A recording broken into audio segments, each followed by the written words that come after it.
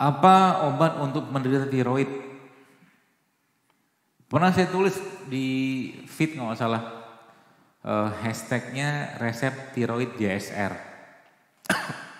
Resep tiroid JSR. Dan salah satu makanan terbaik untuk orang-orang yang tiroid adalah bukan makanan. Minyak paling baik untuk orang tiroid itu adalah minyak kelapa, TCO itu loh. Bisa diminum itu. Termasuk ini juga bisa. Pada penderita tiroid sudah beberapa kali opname karena kaliumnya drop. Kalium bisa Anda support dengan ini. Dengan pisang sama kurma. Di blender. Makan. Itu bisa mensupport atau suplemen kalium yang baik insya Allah.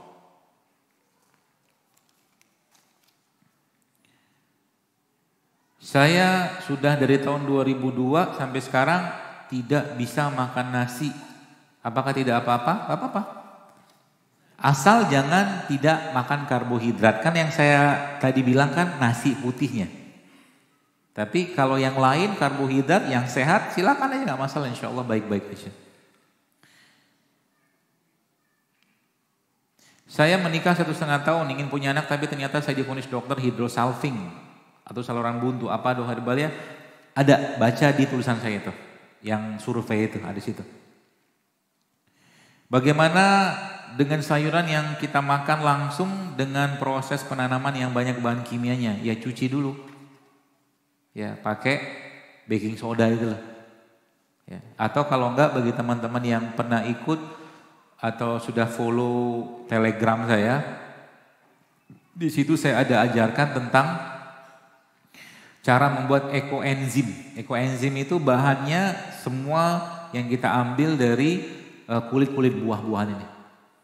Ya, itu kita bisa fermentasikan dan itu bisa untuk cuci-cuci. Ya. Nanti Mbak lihat di Telegram, judul Telegramnya Telegram Official JSR. Itu saya jelaskan dengan sangat detail. Ada ekoenzim, ada klasik enzim, itu bisa dipakai. Saya sudah menikah 9 tahun belum punya pemuman, pernah berdarah waktu menstruasi selama 2 tahun dan alhamdulillah normal kembali setelah akupuntur dan bekam, tapi sudah 3 bulan tidak menstruasi. Setelah mengikuti resep dokter, alhamdulillah menstruasi kembali. Yang saya mau tanyakan, resep untuk melancarkan haid atau melancarkan haid dan makanan rimpang apa yang bagus? Itu ultimate kunyit itu loh. Ultimate kunyit itu isinya kunyit, serai sama jeruk nipis. Itu dibikin tuh. Jadi ternyata kunyit ketika ketemu serai, ketika ketemu jeruk nipis dikasih madu, ini gabungan 3 jenis tumbuhan yang sangat tinggi antioksidannya. Ya, dan sangat baik untuk memperbaiki reproduksi. Jadi kunyit, jeruk nipis, sama serai. Ya, bapak-bapak tuh bisa minum juga tuh. Ya, bisa minum itu.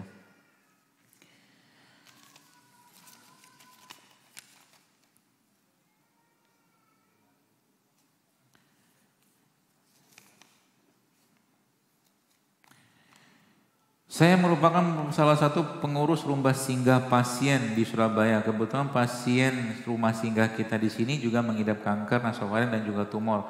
Mungkin ada tips untuk pasien kita, apakah boleh mereka dibekam? Boleh banget. Boleh.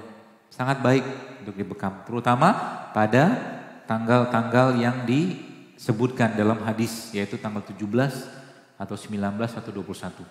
Ya, tapi berbekamnya yang baik ya, jangan berbekam yang yang secara peralatan secara nggak higienis, nggak steril. Ya, saya juga berharap Ustadz bisa mengisi acara kita untuk rumah. Ya, insya Allah, amin. Di Bandung ada satu rumah singgah kanker juga, ya rumah singgah kanker juga. Itu subhanallah ceritanya tuh unik. Ya, jadi pas saya ngisi taklim di sana, di tablik akbar di masjid Al-Latif atau apa gitu. Yang punya restoran nyamperin saya, ya bukan yang punya restoran, manajer nyamperin, dia katakan, dokter kami ada restoran gini-gini. Oh alhamdulillah, saya masya Allah, alhamdulillah. Akhirnya saya berkunjung ke restoran tersebut dan sekarang restoran itu setiap 1 minggu itu dia bikin minuman rimpang dari kunyit itu loh untuk disedekahkan ke rumah kanker itu.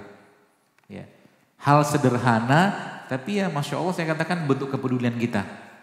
Ya. Apa mahalnya kunyit kan, modal 20.000 gitu kan.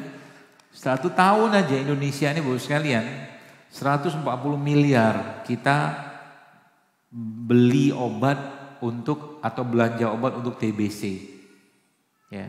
Padahal kalau kita kembali ke mereka ini efeknya jauh lebih baik menurut saya. Kerimpang rempah seperti itu, obat semua. Gak sia-sia, pasti ada lihat begini nih, jangan sekedar lihat ini kunyit, ini jahe, ini lengkuas, jangan. Tapi katakan Rabbana ma khalaqta hadza batila subhanaka faqina azabannar. Ini ciptaan Allah semua. Maka kalau ada orang tanya ke saya, dokter maaf, amankah minum kunyit gitu kan? Pertanyaan yang buat saya itu agak-agak ngeselin. Kenapa ngeselin? Siapa yang menciptakan mereka ini? Allah yang menciptakan. Belum ada sejarahnya penduduk Indonesia keracunan, makan kunyit, minum jahe, betul?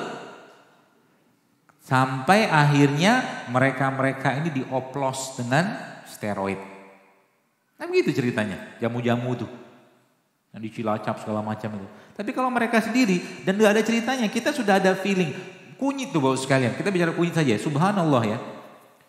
Kalau nggak berlebihan, aman insya Allah. Dan kita udah takarannya tahu, udah ngerti lah.